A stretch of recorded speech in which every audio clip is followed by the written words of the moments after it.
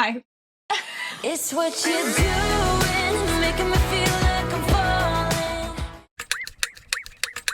For today's video, we're doing figurine makeover number 3. I've done 2 other makeovers in the past, and they were on squishies that I ruined.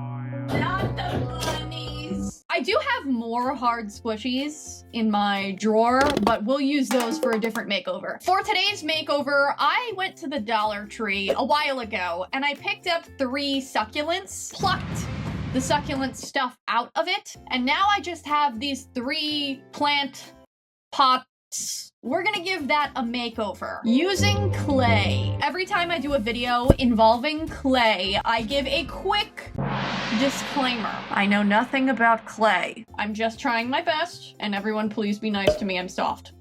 Let's get started on today's makeovers. Okay, so here we have the 3 plant containers. They once contained fake succulents from the Dollar Tree, but I removed them. I'm struggling to pick this container up. This is getting embarrassing. Come on, you've got it. There we go. Hooray! These tiny little planters, potted plants, have nothing inside them. Oh my god! And I thought it would be really fun to give them a makeover using clay. But first we have my inspiration. When I was little, my grandma used to give me these weird clay flowers. I think she would get them from an arts and crafts fair. Unclear. But the one thing I do know is that every time I went over, I was obsessed with them. She slowly gave me every single one she owned, and I think I broke half of them. I was a kid. Anyway, my point of showing you this is that they are my inspo for this makeover. Taking out my very large container of Crayola air dry clay. So this clay I like a lot. I used to use the baking clay, don't really like that. To be honest, I don't have really any experience with any other type of air dry clay. The Crayola brand is the only kind I have tried, and therefore it is the best kind that I have tried. I filled each of these tiny pots with clay and then gave each of them a belly button. No, just a hole right in the center. After that, I took out these green pipe cleaners and this stick. I took 4 of those pipe cleaners and stuck it inside the hole. I also stuck this stick inside the hole, and then I wrapped the pipe cleaners around it to create a stem for this flower. Then I trimmed it to the right height, and voila, we have a stem. It's beautiful. Taking a big chunk of clay, and we're gonna start making our first flower. I'm starting off by creating the centerpiece to the flower, as well as several petals that will go around the center of this flower. Since I'm planning on creating 3 flowers, I wanted to make sure that each of the flowers had their own distinct personality. To do that, I wanted to have a range of emotions and a range of flower petal shapes. For this flower, I wanted the petals to have that, like, curvy look to it that the 2000s flowers used to have. And what I mean by that is I wanted the flower to have, like, a little curvy point to the edge of its petal. I took out some water and used it to smooth out all of the edges on this clay. At this point in the process, the flower is still missing 1 petal. And that is actually because I have chosen to make this flower look like he is losing some petals and he is potentially going bald. It's very stressful. To make sure that this flower was balanced in terms of the weight of the clay, I added this ball to the back of the flower just to balance everything out and make sure it could stand up straight at the end of this. I stuck a hole at the bottom of this piece because that is where the stem is going to go. I let the clay harden for 24 hours and then started painting it. For the color scheme on these flowers, I decided to go with a pastel kind of color scheme, but it's kind of like a neon pastel, if that makes sense. I mean, yeah, I guess. Sort of a paradox, but I mixed in some neon Craftsmart paint, and I feel like it has a vibrance to it, although it is still pastel.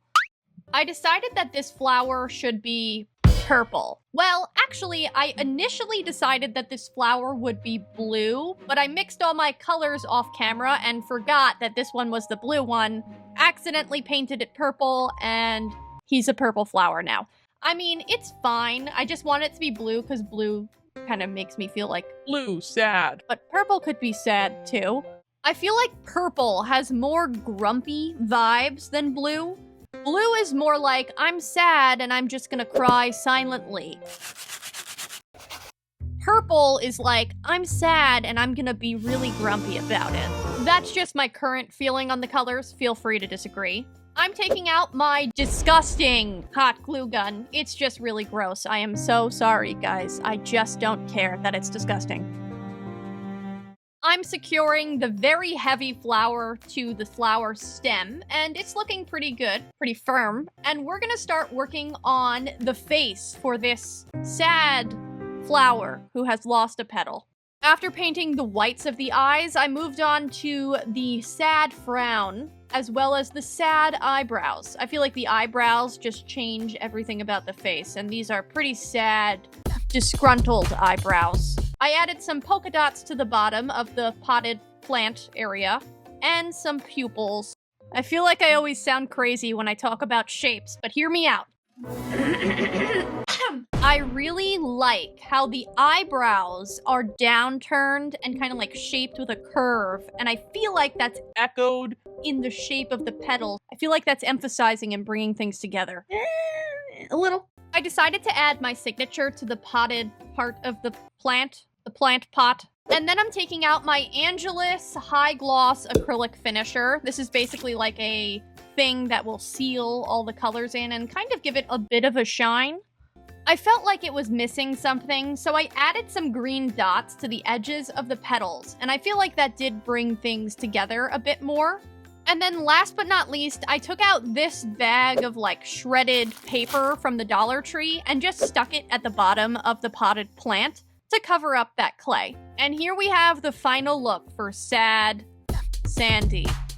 Sandy the sad flower. I'm actually really happy with this one. I love the concept of it missing a petal and being upset about it. I really like the way the eyes came out, and I really like the color scheme. So I'm pretty content with the way this one came out. Let's move on to the next flower. For this next flower, I decided I wanted everything about it to be very rounded. We have round petals, a round circle.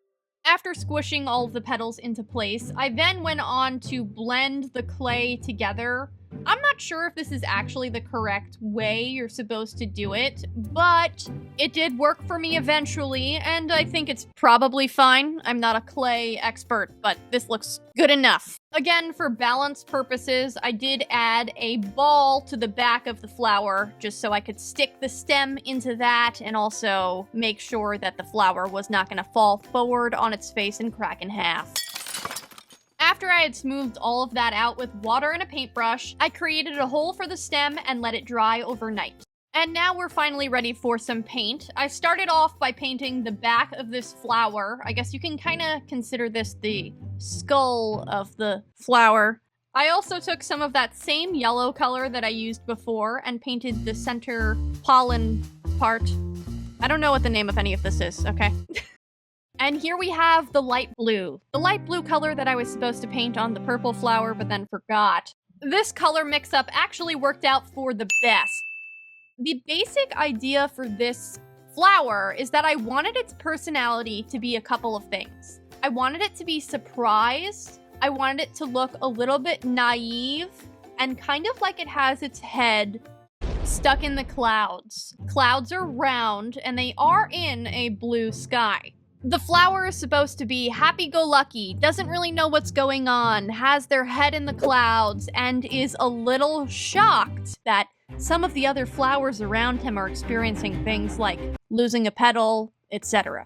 To represent the head in the clouds naivety, I added some cloud decorations to its pot. And then I moved on to the face. For the pupils, I wanted them to be big and round and circular. I made the mouth a circle, like he's opening his mouth like, oh! The eyebrows are also shocked. This flower is really just stunned.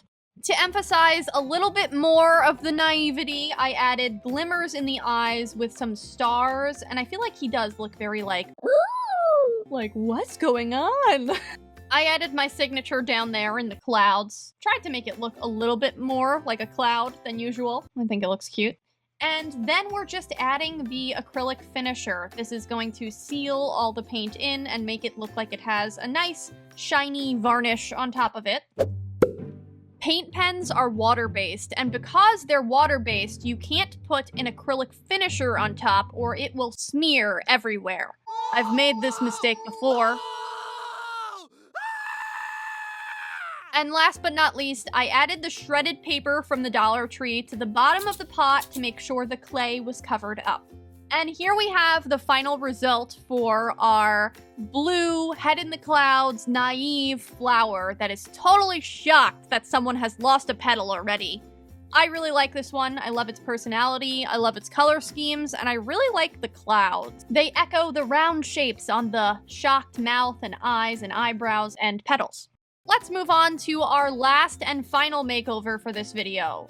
Another flower. I decided to make these flower petals look like they're kind of sharp and that they're spinning in a circle. Kind of like a pinwheel. My idea for this flower was I wanted it to look like he is being just hit with a bunch of wind, a huge gust of wind, and this flower is trying its best to stay upright. After molding the basic petal structure, I did add the back skull to this flower. I'm just referring to it as a skull from now on. I don't know what this is called. That dried overnight, and we're ready to paint the clay. I'm painting the skull, i.e. the part where the stem will be inserted. I guess the stem would be the neck in this case. Interesting. And I'm also painting the center of the flower yellow. Dipping into this neon tangerine kind of color, this perturbed flower. Angry. I guess he's like angry. Aggravated. I think aggravated will be the best word. He's the aggravated flower. He's gonna be painted an angry color. Orange. If I wanted this flower to look really angry, I could have done red. But as far as the spectrum of anger goes, I feel like this flower is leaning more towards like an irritated, aggravated type of anger, as opposed to red, which would have been furious. So that is why I went with orange. He's lightly angry, you know? I would also like to point out that to further emphasize the anger, I chose to make the petals look like they're spinning like a pinwheel, but also kind of look like fire flames.